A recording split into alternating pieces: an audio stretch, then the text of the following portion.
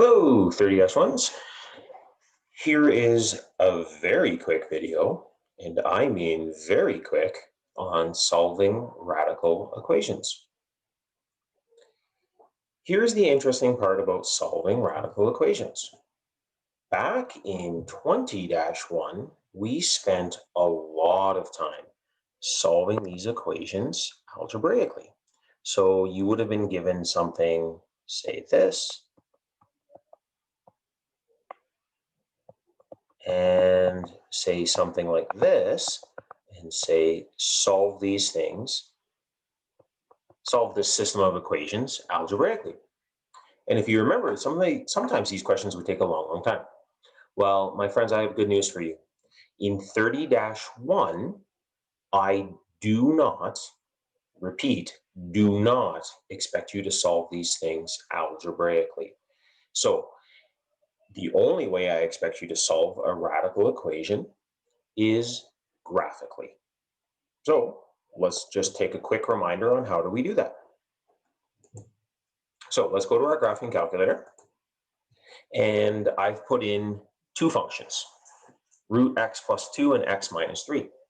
To solve this algebraically, it would take a fair amount of work to solve. And we would also then have to go and look for extraneous roots, if you remember those from grade 11.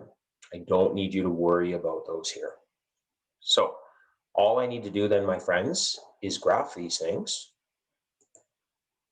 and my solution is where both graphs intersect.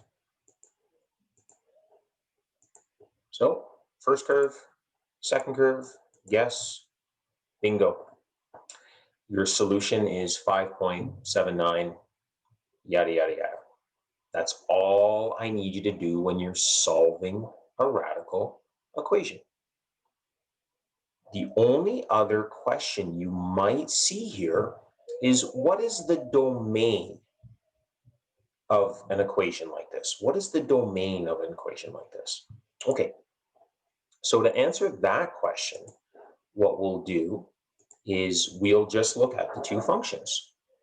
So one function here was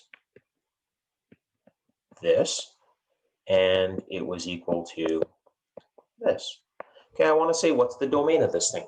Well, to find the domain of this, I just need to look at the domain of each of the two parts separately. So I'm going to look at the domain of this. This is x is greater than or equal to -2. And again, on my diploma, for full marks, I will write it out in full. I'm going to look at the domain of the other function, y2. Well, this is a linear graph. So this is x is an element of the reals. Now, what's the domain of both of them then put together? Well, the domain will be the more restrictive of the two. So I say to myself, which one's more restrictive? Well, this one is. So the domain of this equation will be this. So again, to find the domain, I'm going to look at both functions separately, and then I'm going to select the most restrictive pair. So again, my friends, in this lesson, there is some review on how to solve these equations algebraically. I don't need you to do that. What I really need you focusing on is how to solve them graphically. That's the most important part. Okay, like I said, short video. Hope that helped. See you later.